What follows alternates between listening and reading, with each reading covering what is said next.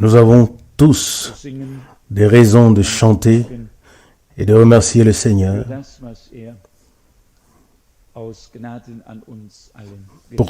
pour ce qu'il a fait en chacun de nous par grâce.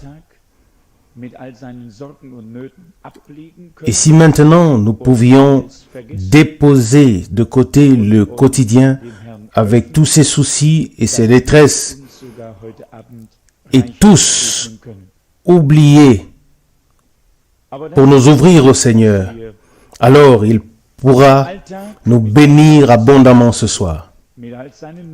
Mais il faut pour cela que nous puissions nous débarrasser du quotidien avec tous ces soucis, toutes ces détresses, toutes ces contrariétés, tout ce qui se présente à chacun de nous, et que nous puissions être réunis ici devant la face de Dieu, libres et ouverts en regardant au Seigneur.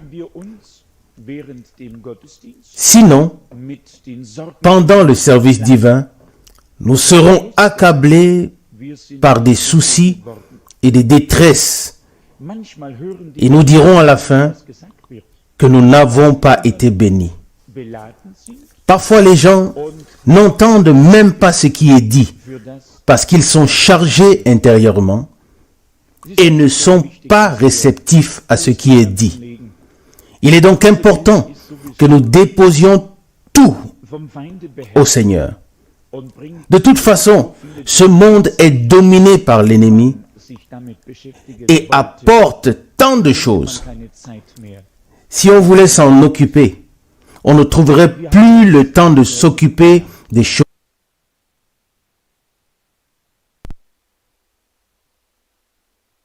de Dieu pour remercier le Seigneur et glorifier son nom. Amen. On devrait le faire comme notre sœur Gröger qui l'a fait ce soir. D'après ce que j'ai pu observer, c'est elle qui a chanté le plus fortement que tous les autres le chant de la jeunesse. Et c'est certainement elle pensait à être jeune dans le Seigneur. J'avais déjà du mal à chanter, mais quand j'ai vu qu'elle chantait avec autant de force, je me suis dit que ça valait quand même la peine de chanter aussi. Oui, même si ce n'est pas du tout à notre mesure, nous chantons quand même avec les autres. Est-ce vrai ou pas? Qui n'a pas chanté avec nous? Qui n'a pas chanté avec nous? Il y a quelqu'un qui n'a pas chanté? Merci mon frère. Oui, cela me fait plaisir. Oui, encore des personnes qui sont sincères. Honnêtement, c'est ce qui dure plus longtemps. Mais la grâce de Dieu, je vous le dis, si c'est taillé à notre mesure, alors nous pouvons tous participer. Mais gare à ce que cela aille un peu à l'encontre du but recherché par nous. Alors ce que nous sommes et ce que nous sommes et qui nous sommes devient véritablement visible. Et nous ne remarquons même pas, mais d'autres le remarquent, Frère Branham avait une fois une vision étrange. Vous l'avez certainement entendu dans une prédication. Il voit un beau chat, n'est-ce pas? Il voit un beau chat. Et si nous voyons une vision avec un chat, Pierre en avait eu avec beaucoup d'animaux et de vers de terre de toutes sortes de choses. Mais le frère Branham voit un chat. Il voit comment ce chat est bien caressé par devant et par derrière. Et il grogne et se sent bien. Et puis il voit que soudain la main ne caresse plus si bien qu'avant, mais juste un peu en arrière et en avant. Puis elle a soufflé et s'est mise en route. Et la voix du Seigneur parle. C'est l'église de la Pentecôte d'aujourd'hui. Tant que les choses vont toutes si bien, vous savez, si bien, alors nous pouvons tous chanter avec eux, prier avec eux. Alors nous sommes tous bien là-dedans. Mais quand ça va à l'encontre de ce que nous voulons, et que nous, alors, Vous voyez ce que je veux dire? Ce n'est pas du tout mon genre de parler ainsi, mais ce genre de choses, ça va parfois plus profondément dans le cœur qu'une grande prédication autour de laquelle on fait je ne sais quoi. Alors, ce qui se passe ici,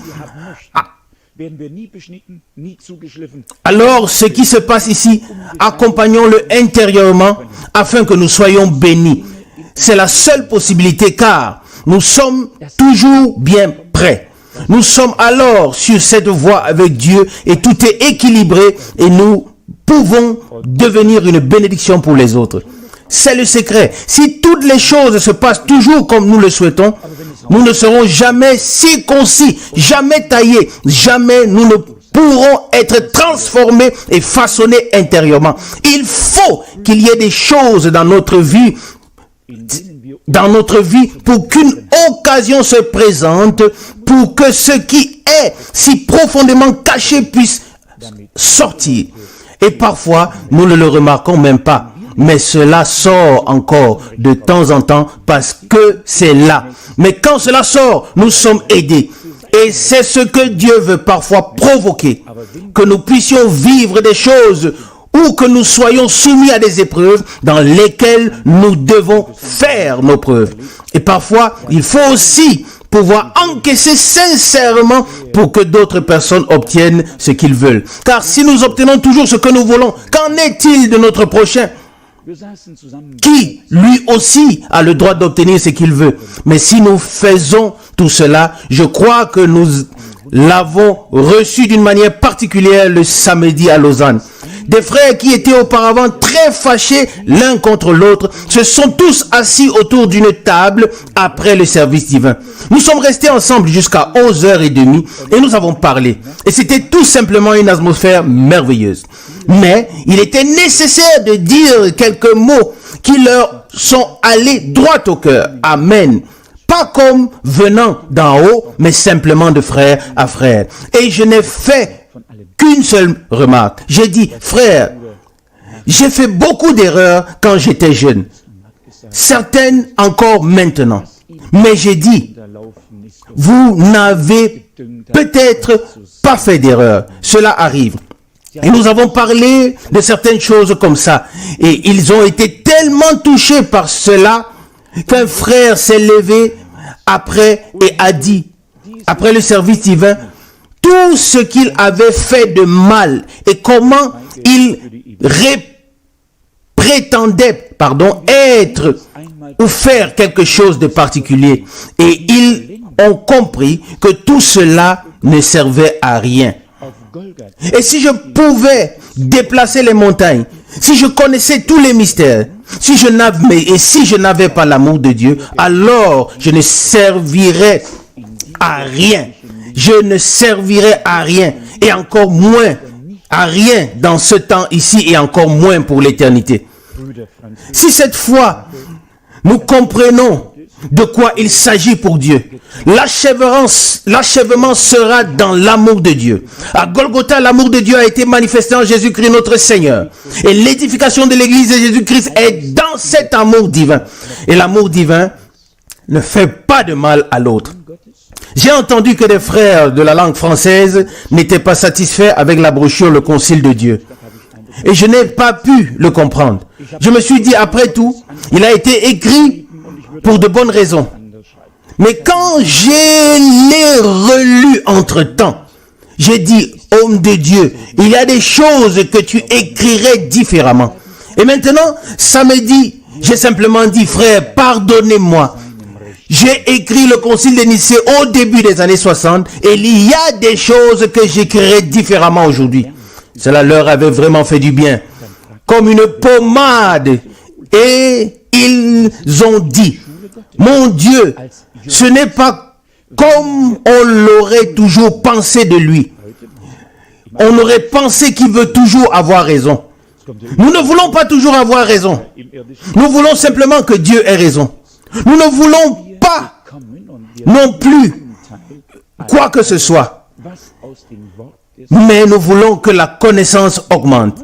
Si quelqu'un pense qu'il n'apprend plus rien du tout, Je me demande alors pourquoi nous allons encore à l'école. Nous sommes ici à l'école de Dieu en tant que disciples de Jésus-Christ parce que nous voulons apprendre. Il y a parfois des gens chez nous qui n'aiment pas faire leurs devoirs scolaires. Cela arrive partout sur la terre. Mais ici dans la maison de Dieu, nous sommes venus et nous prenons part à tout ce qui nous est apporté de la parole de Dieu. Si nous en étions encore aujourd'hui dans les années 1975, au même stade qu'en 1960, 61, 62, alors tout ce temps aurait été vain et l'Esprit de Dieu n'aurait rien pu faire en nous. Il s'agit donc, comme le dit l'Écriture, d'aller de connaissance en connaissance et de clarté en clarté. Mais en principe, l'enseignement biblique reste bien sûr l'enseignement biblique. Mais on voit peut-être les choses un peu plus précisément et on pourrait peut-être les saisir. Oui, mais Dieu sait toutes choses. Beaucoup sont devenus des bénédictions, mais nous, en tant qu'êtres humains, et moi en particulier, peu importe ce que j'ai écrit, quelle prédication j'ai apportée, quand j'y réfléchis plus tard, je suis insatisfait. Pourquoi? Je ne le sais pas. Il n'y a pas un seul point dont je pourrais me réjouir chaleureusement et dire tu as bien fait. Non, rien du tout. Je crois que c'est Dieu qui l'a fait ainsi et je n'y peux rien. En effet, lorsqu'un homme pense avoir fait quelque chose de bien et qu'il peut se regarder de haut avec complaisance, alors vient l'orgueil et aussi rapidement vient la chute. La présomption est alors là. Il y a plusieurs choses qui sont alors immédiatement liées à cela. Et finalement, on est imbu de soi-même et on ne peut certainement plus être une bénédiction pour personne. Alors Dieu veut faire de nous des personnes qui considèrent les autres plus qu'elles-mêmes et cela de tout cœur. Que l'on puisse estimer et respecter le plus petit des frères à cause de la grâce de Dieu et à cause de ce que le Seigneur a fait pour nous. Alors, on peut alors aider les autres et être une bénédiction pour eux. Nous avons donc eu un merveilleux rassemblement à Lausanne et nous en sommes très reconnaissants au Seigneur. Puis aussi à Zurich, Dieu bénit toujours sa précieuse et sainte parole et nous en sommes très reconnaissants. J'ai remarqué certaines choses dans la prédication de Zurich. Comme par exemple dans l'Ancien Testament et dans le Nouveau Testament, des choses ont été ramenées à un dénominateur commun par les hommes de Dieu qui ont été destinés pour ordonner ces choses divines dans l'Église. Mais je voudrais vous donner une comparaison pour vous montrer combien il est difficile. Je vais vous montrer une comparaison pour vous montrer combien il est difficile pour les hommes qui n'utilisent que leur intelligence de classer les passages de l'Ancien Testament dans le Nouveau Testament. Je vous donne une comparaison pour voir la différence. Je l'ai remarqué le dimanche peut-être pour la première fois, mais je l'ai déjà lu assez souvent. Vous connaissez tous l'événement qui se déroule ici, juste avant la Pentecôte dans Actes des Apôtres chapitre 1. Actes des Apôtres chapitre 1 verset 15. En ces jours-là, Pierre se présenta au milieu des frères. Or, il y avait une foule d'environ 120 personnes réunies et il dit, verset 16, « Chers frères, il fallait que s'accomplisse la parole de l'Écriture que le Saint-Esprit a prononcée d'avance par la bouche de David au sujet de Judas, qui a servi de guide à ceux qui ont saisi Jésus. » Prenons premièrement ce verset. Où trouve-t-on dans l'Ancien Testament une quelconque référence sur Jésus? Les scribes auraient pu poser la question ici. Lorsque Pierre a prononcé cela, ils auraient pu demander, écoute, qu'est-ce qui s'est passé ici? C'est l'accomplissement de la parole des psaumes telle et telle. Et cela s'est maintenant accompli ici avec Judas. Les scribes auraient pu venir et dire, écoute Pierre, lis avec nous et nous lirons avec toi pour voir si tu y trouves le nom de Judas. Et en vérité, s'ils avaient tous lu, ils n'auraient en effet pas trouvé le nom de Judas dans les psaumes. Mais ils auraient pu lire la description globale qui a été faite de lui. Vous voyez ce que je veux dire? C'est donc une possibilité. Et nous allons tout de suite aller un peu plus loin. Pierre dit ici que le Saint-Esprit, par la bouche de David, a annoncé d'avance ce que le Saint-Esprit a annoncé d'avance sur Judas. Pierre savait très bien, conduit par le Saint-Esprit, que ce qui se passait ici avec cet homme appelé Judas, David l'avait déjà annoncé par le Saint-Esprit dans les psaumes. Où est-ce que c'est écrit? Dans Psaume 41. Oui, lisons le Psaume 41. Vous avez tous vos Bibles avec vous? C'est une étude biblique aujourd'hui. Psaume 41, verset 10. Nous allons peut-être lire quelques versets avant et quelques versets après pour voir à quel point de telles choses peuvent être voilées, enveloppées. Par où devions-nous commencer? Peut-être à partir du verset 5. Psaume 41, verset 5. Je dis, ô Seigneur, aie pitié de moi. Ah, guéris mon âme. J'ai péché contre toi. Verset 6. Mes ennemis disent du mal de moi. Quand mourra-t-il? Afin que son nom disparaisse. Si quelqu'un veut me voir, il dit des faussetés. Son cœur accumule la méchanceté, puis il va au dehors pour en parler. Tous ceux qui me haïssent chuchotent ensemble à mon sujet. Ils méditent le mal contre moi. Un mal sans remède a collé sur lui. Celui qui s'est couché ainsi ne se relèvera pas. Verset 10. Même mon meilleur ami, en qui j'avais fermement confiance, qui mangeait mon pain, a levé le talon contre moi. Mais toi, Seigneur, aie pitié de moi et relève-moi, et je me vengerai. Verset 12. À ceci, je reconnaîtrai que tu prends plaisir en moi, quand mon ennemi ne se réjouira pas à mon sujet. Mais tu me soutiens dans mon innocence et tu me places à toujours devant ta face. Nous voyons là des versets avant et après le verset 10 qui n'ont peut-être rien à voir avec la chose dont il est question. Et c'était là le problème des scribes. Ils ont lu et ils sont passés. Le Saint-Esprit n'a pas pu faire briller la parole pour eux parce qu'ils n'étaient pas destinés à cela. Pierre savait que ce que le Sauveur avait dit, celui qui trempera le pain avec moi, c'est lui. Et je ne sais pas si Pierre connaissait l'Ancien Testament dans cette grande mesure. Prenez un citoyen moyen, qu'il soit pécheur ou autre. Chacun peut avoir connu les Saintes Écritures, mais pas comme les enseignants, pas comme ceux qui sont enseignés, pas comme les scribes.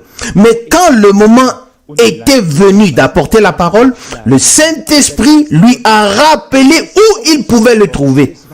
Et peut-être, on ne sait pas s'il a pu l'ouvrir, mais l'Esprit de Dieu l'a prononcé et c'était simplement là. Et il savait peut-être certainement où le trouver. Et il est écrit, même mon meilleur ami en qui j'avais fermement confiance, Somme 41, verset 10. Le Seigneur Jésus a dit, qu'est-ce qu'il a dit? Mon ami, à un homme, il a dit un jour, mon ami, comment es-tu entré ici? Ça c'est la parole de Matthieu 22, verset 12. Et qu'est-ce qu'il a dit à Judas? Qu'est-ce qu'il a dit à Judas? A-t-il dit mon ami? Mais comment s'est-il adressé à Judas? Qui le sait par hasard? A-t-il dit, mon ami? Ma sœur, tu dois le savoir. Tu dois le savoir. Ouvrez donc la Bible, mes frères. Nous avons une étude biblique ce soir. Il y a déjà eu tant de prédications ici. Considérons la chose. Il est dit dans Psaume 41, verset 10, « Même mon meilleur ami, en qui j'avais fermement ma confiance, qui mangeait mon pain, a levé le talon contre moi. » Oui, frères, les frères ont tous l'air si incrédules. Nous devons le trouver pour savoir s'il en était ainsi.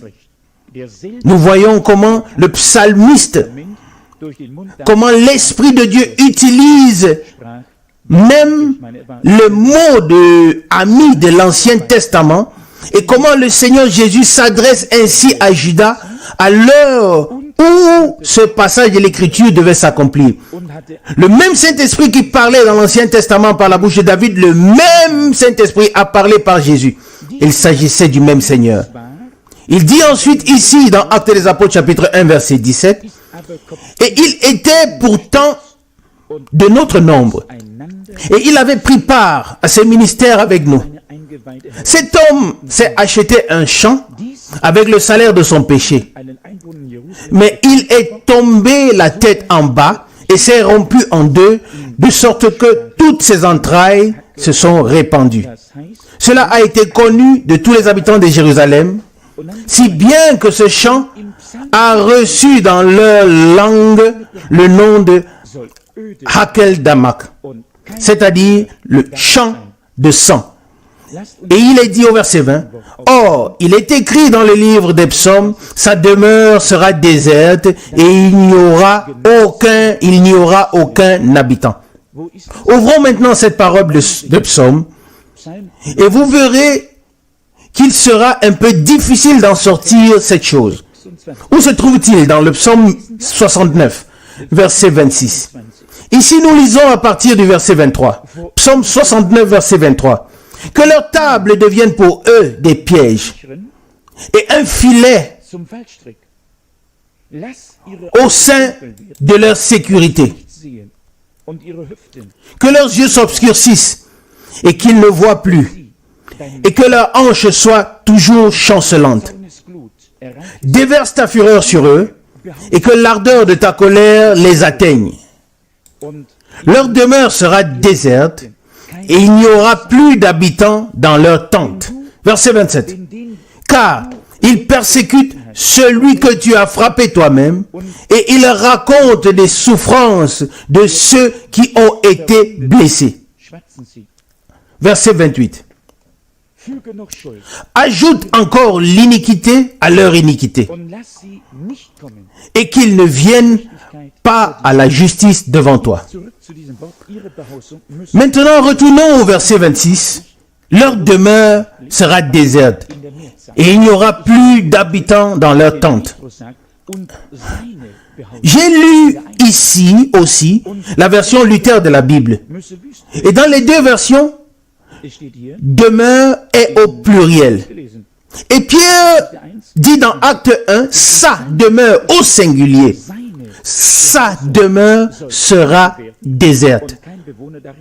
C'est écrit ici, nous l'avons lu dans Acte chapitre 1 verset 20. Or, il est écrit dans le livre des Psaumes, sa demeure sera déserte et il n'y aura aucun habitant. Dans le psaume, il est cependant écrit leur demeure, donc au pluriel. Et c'est véritablement ce que les scribes n'ont pas vu ou ne pouvaient pas voir, que cela s'accomplirait sur Judas et sur tous ceux qui seront comme lui tout au long des temps. Comprenez-vous ce que c'est? S'il est écrit ici au pluriel, leur demeure sera déserte, alors tous ceux qui sont comme Judas et ont agi comme lui auront le même sort que lui, au singulier. Oui, n'est-ce pas? Mais un homme qui n'a pas l'Esprit de Dieu, même un érudit dirait, oui, tu vois, c'est écrit au pluriel dans Psaume, Et ici, c'est écrit au singulier, c'est-à-dire dans Acte 1. Comment maintenant savoir ce qui est vrai? Mais l'Esprit de Dieu savait qu'il n'y aurait pas un seul Judas. Mais qu'au cours du Nouveau Testament, il y aurait ces choses et qu'il en serait de même pour tous ceux qui pécheraient et se rendraient coupables de la même manière que ce qui lui est arrivé, c'est-à-dire à Judas en ce temps.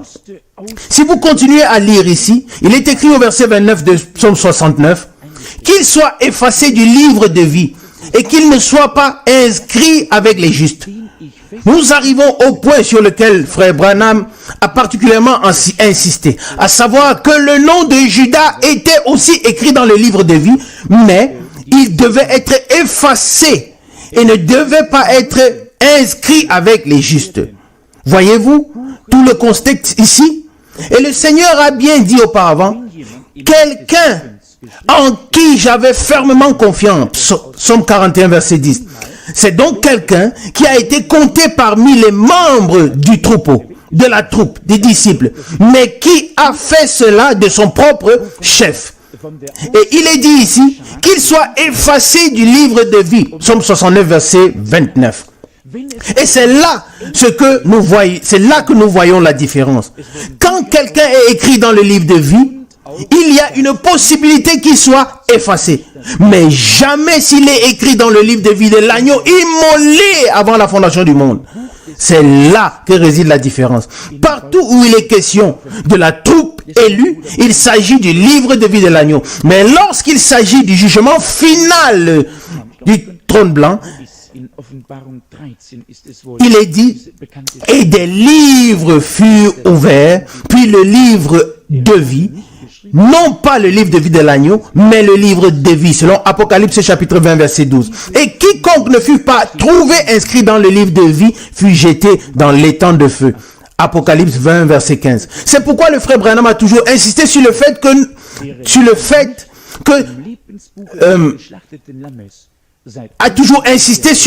que ce qui importe est que non. Je pense que vous pouvez le voir dans Apocalypse chapitre 13. Ce passage est bien connu qui dit que tous adoreront la bête, tous ceux dont les noms ne sont pas écrits dans le livre de vie de l'agneau immolé avant la fondation du monde. Cette formulation est écrite plusieurs fois. Ici dans Apocalypse chapitre 13 verset 8.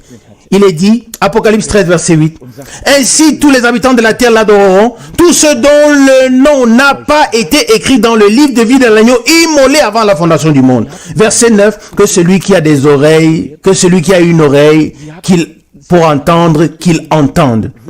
Nous voyons donc que cette description qui a été donnée si précisément dans l'Ancien Testament, les apôtres l'ont reconnue très clairement dans leur époque.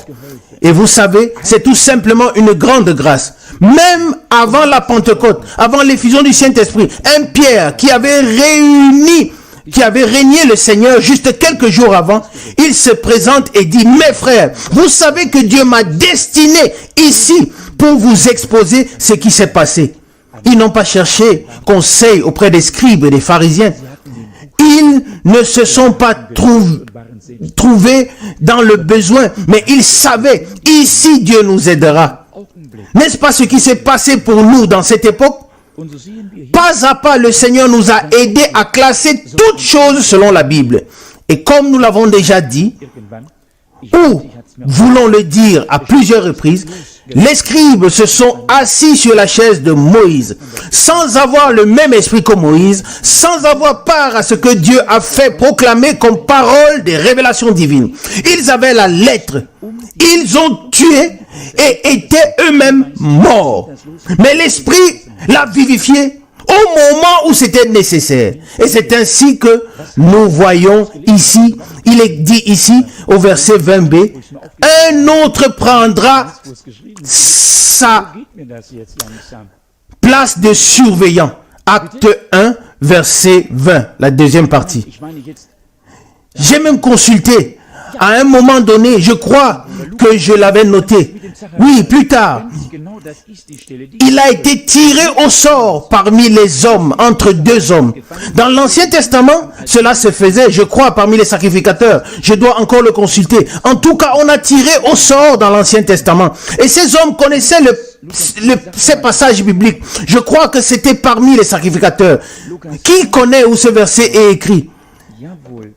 Qui sait comment il a été tiré au sort dans l'Ancien Testament? Qui le sait, frère? Qu'avons-nous fait pendant tout ce temps? Je l'ai lu, je l'ai même noté, mais je ne sais pas où c'est noté. C'est ainsi qu'il m'arrive de temps en temps. La mémoire part. Un frère répond dans la salle et lui donne le verset. Et le frère Franck dit, non, non, je le cherche dans l'Ancien Testament. Et après il dit, oui, oui. Écoute, tu as raison mon frère, c'est Luc chapitre 1. Oui, c'est avec Zacharie, exactement. C'est le passage que je cherche. Luc chapitre 1. Le sort est tombé sur Zacharie pour qu'il fasse le service de l'autel. Oui, c'est vrai. D'une certaine manière, pas besoin de chercher plus loin. Il suffit de trouver si vite. Amen. Luc chapitre 1. Oui, le verset est retrouvé, verset 9. Oui, c'est là. Luc 1, verset 9.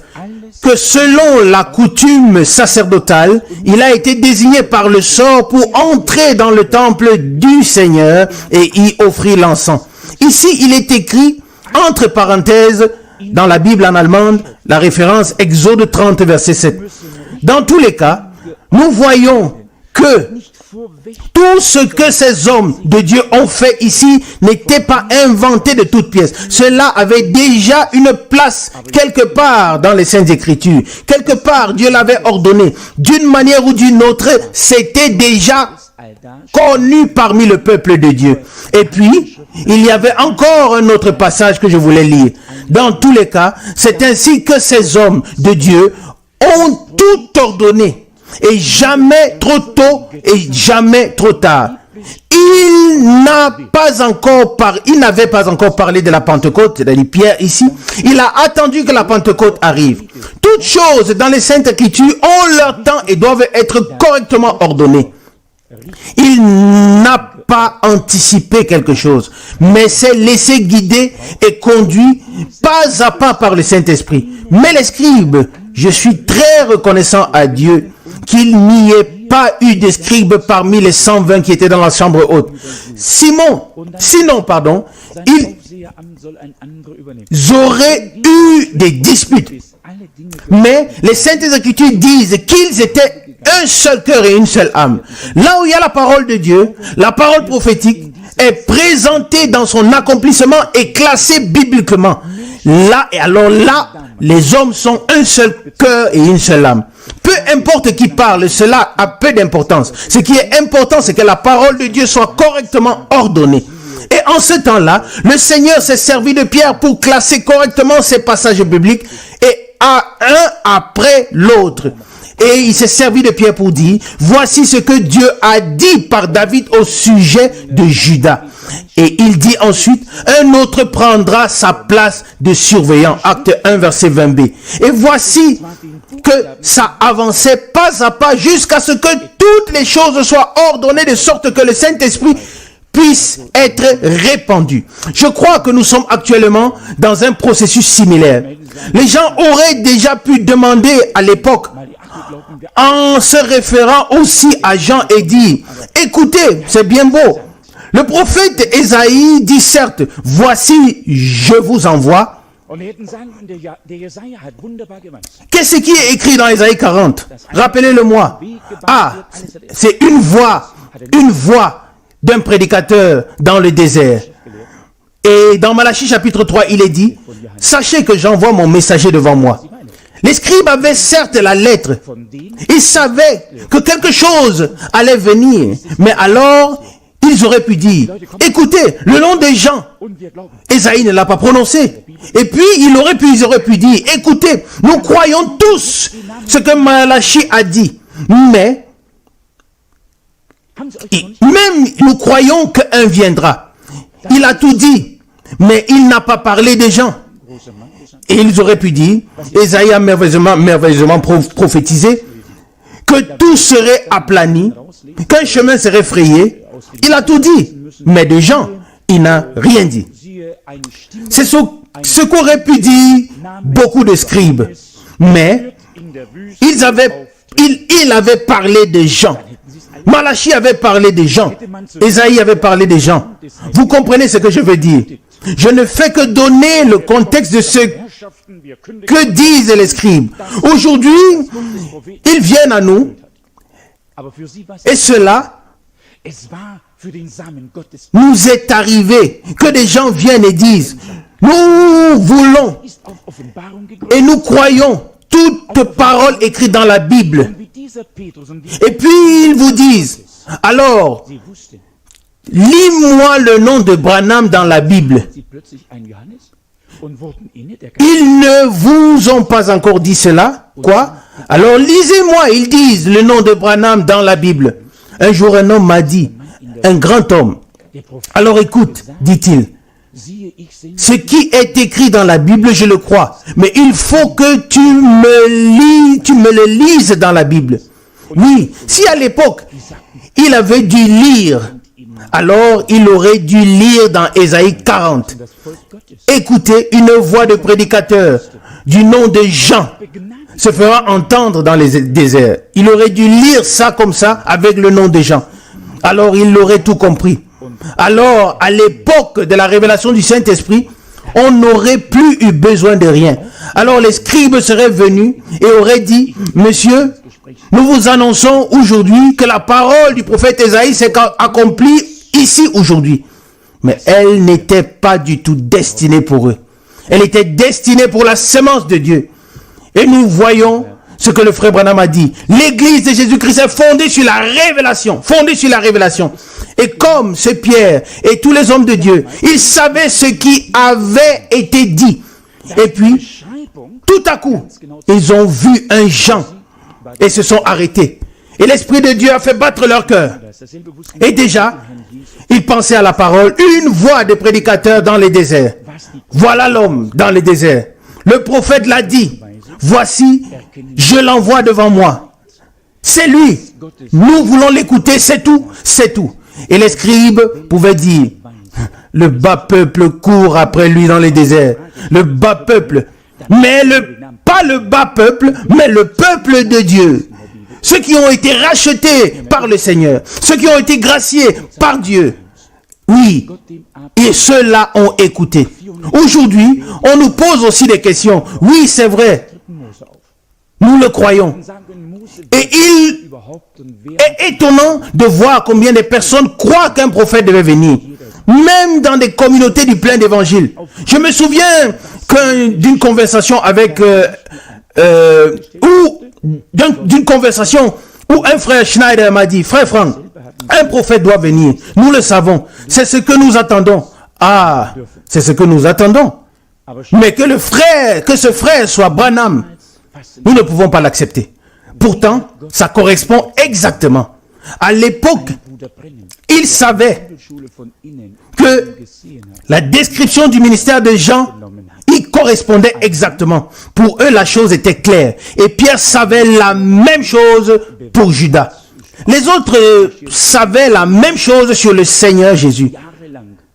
Ce que les prophètes avaient prédit, s'était accompli en lui. De la même manière, nous reconnaissons en ce temps ce que la parole de Dieu a prédit, et de la même manière, elle s'est accomplie. Et si quelqu'un de vous pose la question et vous dit, écoutez, montrez-moi le nom de frère Branham dans la Bible. Alors vous pourriez aussi dire, montrez-nous le nom de Jean dans la Bible ou le nom des autres hommes de Dieu. Vous comprenez ce que je veux dire?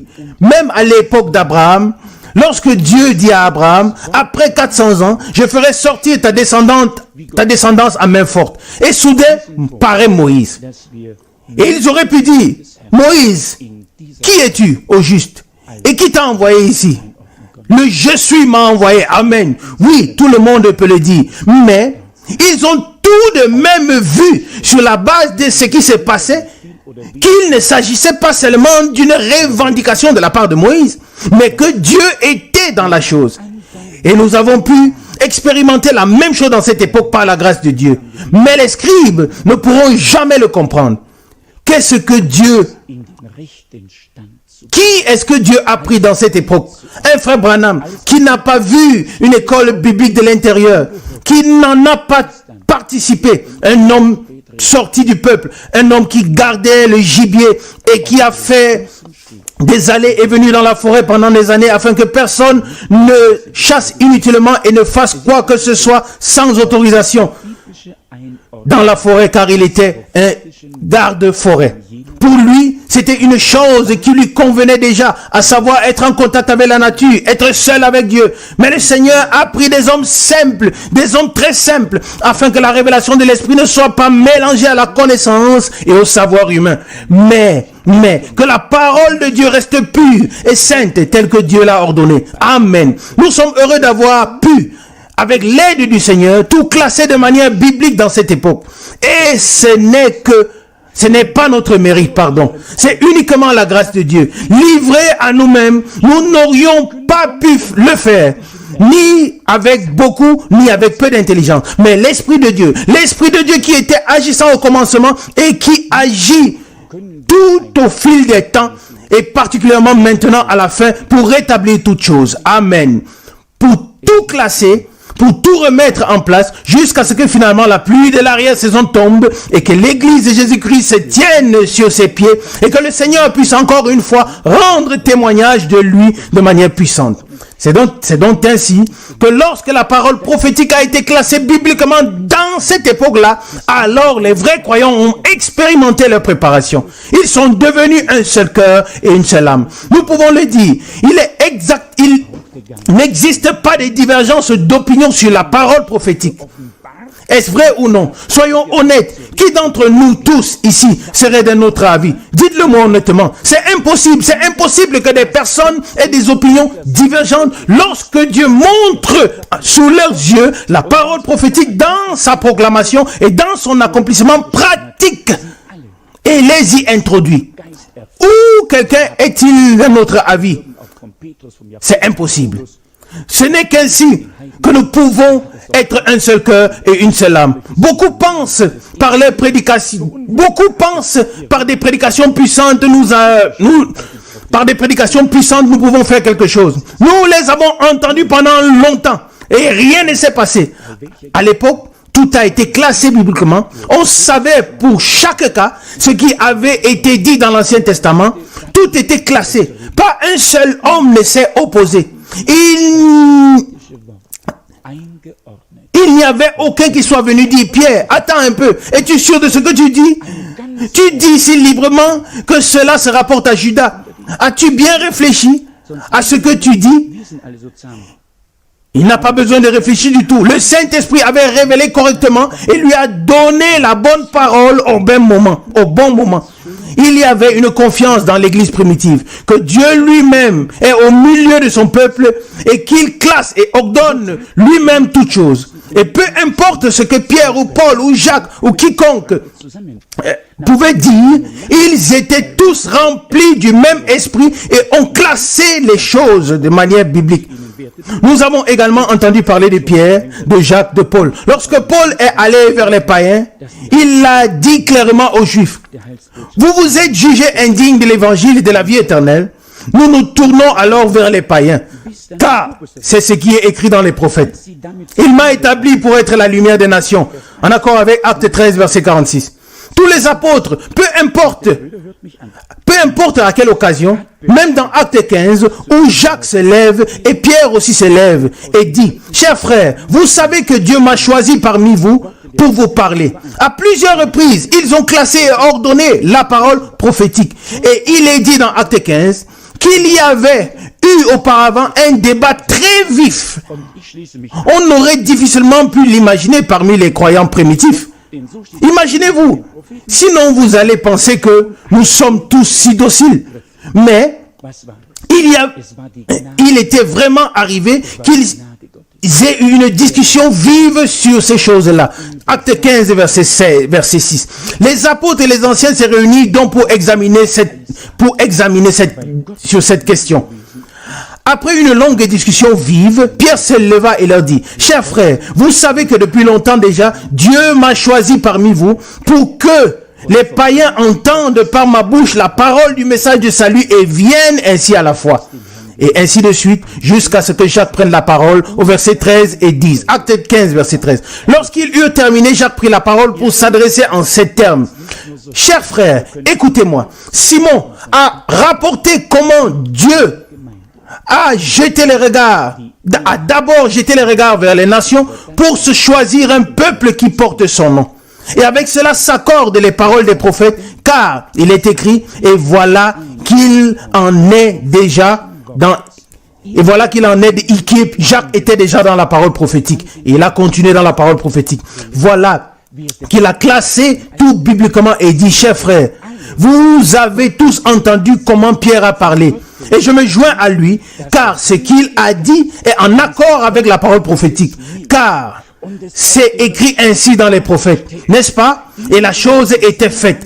Qu'est-ce que c'était? C'était la grâce de Dieu. C'était la grâce de Dieu. Le Seigneur lui-même veille sur son peuple. Nous aurions tous eu notre propre opinion sur tout. Mais parce que Dieu nous a fait grâce, nous n'avons pas d'opinion personnelle. Nous voulons reconnaître le plan de salut de Dieu et être conduits par l'Esprit de Dieu dans toute vérité. Et c'est ce que le Seigneur a réussi à faire. Créer quelque chose de glorieux parmi son peuple à la fin des temps. Vous pouvez, et je ne le dis pas simplement comme ça, vous pouvez aller de lieu en lieu et de ville en ville, chercher une assemblée où l'on trouve l'unité dans la connaissance sur ce que Dieu fait. Et ainsi de suite. Cela n'existe pas. À moins qu'une classification biblique de la parole prophétique ne soit donnée dans l'assemblée. Alors, tous sont enseignés par Dieu, comme le prophète l'a dit déjà dans l'Ancien Testament. Ils seront tous enseignés de Dieu. Ésaïe 54, verset 13. Jean 6, verset 45.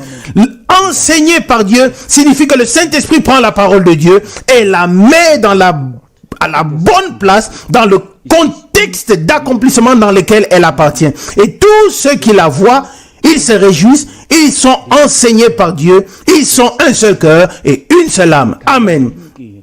Je ne l'ai pas encore entendu dans nos conversations que quelqu'un dise, qu'en penses-tu maintenant? Ou comment penses-tu? Qui pense ou ne pense pas? Le Seigneur lui-même a révélé sa parole. Et nous avons été enseignés par Dieu, précisément par la parole et par son esprit, par sa parole et par son esprit. Et c'est pourquoi nous sommes un seul cœur et une seule âme. Et c'est vrai, oui, c'est vrai ou non? Dites maintenant la vérité. C'est vrai ou non? Il n'y a pas d'autre moyen. On ne peut pas s'asseoir ensemble et se taper sur la tête en disant il faut qu'on se mette d'accord. Mais comme c'était au commencement, ça doit être ainsi à la fin. Dieu avait ses serviteurs, ils ont reçu la parole, l'ont distribuée, l'ont placée là où elle devait être. Le peuple de Dieu l'a reçue. Ils étaient tous enseignés par le Saint-Esprit, par la précieuse et sainte parole. C'est de la même manière que cela nous a été donné en ce temps. Celui qui voit et reconnaît est aidé. Il est béni. Il peut aller et ne fait que remercier son Dieu de ce qu'il prenne part à ce que le Seigneur fait en ce temps. Qu'un Judas aille ici ou là, tout cela doit être ainsi. Nous ne regardons pas à cela. Nous regardons à Jésus-Christ, le commencement et la fin de notre foi. Amen. Oui, le commencement et la fin de notre foi. Nous regardons au but.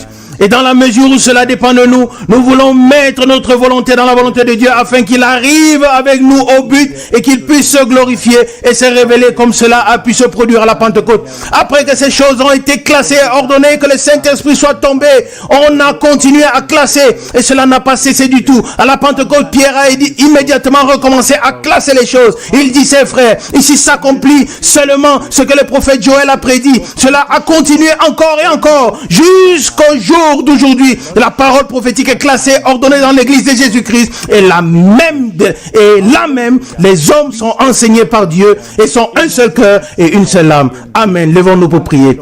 Père Céleste, nous te remercions de tout cœur pour ta précieuse et sainte parole. Nous te remercions pour ton Saint-Esprit qui classe et ordonne la parole, qui la révèle, qu'il montre dans son accomplissement. Alléluia et gloire à ton nom. Et comme au commencement, tu ordonnes tout à la fin sur base de ta parole prophétique. Alléluia. Et c'est pourquoi il est écrit que nous tenons d'autant plus certaine la parole prophétique qui brille dans un lieu obscur comme une lumière éclatante. Alléluia. Jusqu'à ce que l'étoile du matin s'élève dans nos cœurs. Ah, maître fidèle, que devons-nous dire? Nous t'offrons l'adoration et la gloire. Nous te glorifions. Nous glorifions ton saint nom. Nous louons la puissance de ton sang, la puissance de ta parole, la puissance de ton Saint-Esprit. Tu t'es glorieusement manifesté parmi nous. Et ce n'est pas fini. Tu feras encore de grandes choses parmi nous. Alléluia. Accorde-nous la grâce de ne pas seulement tout classer, mais que nous nous laissions nous-mêmes classer dans l'église, dans ton œuvre, afin que chacun soit à sa place et que cette harmonie divine, cette unité biblique puisse se manifester en tous dans nos cœurs, dans nos dispositions, dans nos sentiments, dans nos actions, afin que tu puisses descendre et faire de grandes choses par la puissance du Saint-Esprit. Nous te remercions de tout dans le saint nom de Jésus. Amen.